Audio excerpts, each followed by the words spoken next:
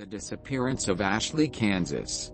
Sometime during the night of August 16, 1952, the small town of Ashley, Kansas ceased to exist. At 3:28 a.m. on August 17, 1952, a magnitude 7.9 earthquake was measured by the United States Geological Survey. The earthquake itself was felt throughout the state and most of the Midwest. The epicenter was determined to be directly under Ashley, Kansas. When state law enforcement arrived at what should have been the outskirts of the farming community, they found a smoldering burning fissure in the earth measuring 1,000 yards in length, and approximately 500 yards in width. The depth of the fissure was never determined. After 12 days, the statewide and local search for the missing 679 residents of Ashley, Kansas was called off by the Kansas state government. At 9:15 p.m. on the night of August 29, 1952,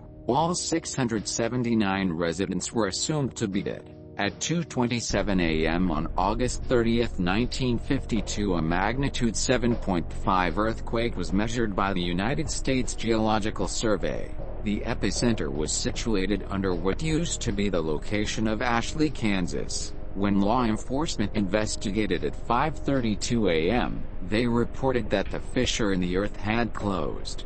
In the 8 days leading up to the disappearance of the town and its 679 residents, bizarre and unexplainable events were reported by dozens of residents in Ashley, Kansas, and law enforcement from the surrounding area.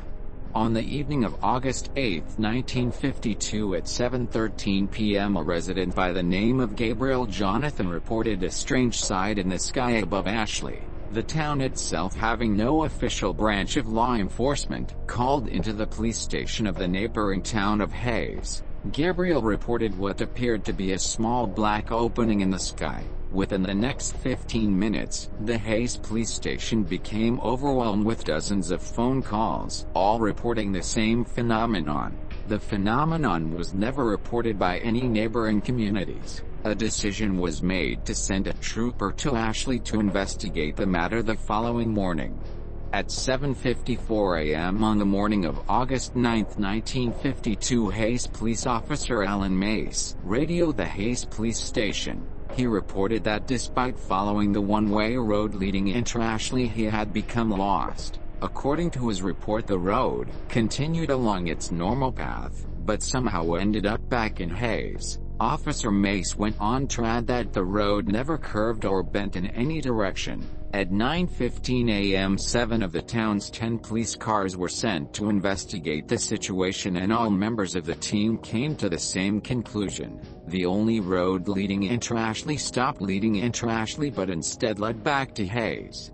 Phone calls continued to pour into the Hayes police station, all reporting that the black opening in the sky continued to grow in size. All callers were advised to remain inside and to not travel outside unless absolutely necessary. At 8:17 p.m. Mrs. Elaine Cantor reported her neighbors Mr. and Mrs. Milton and their 2 children Jeffrey and Brooke missing.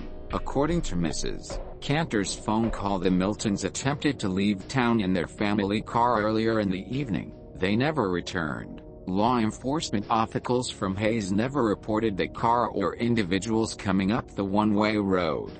At 7:38 a.m. on the morning of August 10, 1952, phone calls from Ashley into the Hayes police station reported that the town was in total darkness. The sun had never risen. At 10:15 a.m., at the request of Hayes law enforcement, a helicopter from Topeka, Kansas flew over the region in which Ashley, Kansas stood. The town was never observed from air. At 12:43 p.m. on the afternoon of August 11, 1952, Ms. Figwa Danielewski called into the Hayes police station. She reported that her daughter Erica had begun to have conversions with her father, who died 3 years prior in a drunk driving accident. To add to her concern, Ms. Danielewski reported that Erica was attempting to go outside into the dark to join them. Over the course of the next 12 hours, a reported 329 phone calls were placed into the Hayes police station, all describing similar phenomenon with the children of the town. The following morning of August 12, 1952, the situation became dire. During the middle of the night, 217 children in the town of Ashley, Kansas disappeared. A reported 421 phone calls were placed into the Hays Police Department. Unable to be of any useful assistance, Hays law enforcement instructed all callers to remain inside and to avoid any and all attempts at finding the missing children. At 5:19 p.m. on the evening August 13, 1952, Ashley elderly man Scott Luntz, reporting a growing distant fire to the south. According to his description, the fire seemed to turn the distant black into bright red and orange that seemed to extend high into the sky. Throughout the rest of the day, calls continued in stating that the fire, in addition to moving north, now seemed to come out of the black sky. No fire was ever witnessed by any of the neighboring communities or law enforcement officials. The reports continued until 12:09 a.m. on the morning of August 14, 1952. The last phone call placed by Mr. Benjamin Endicott reported that the fire in the sky had grown so intense that it began to appear as daytime over the town. The phone call ended abruptly.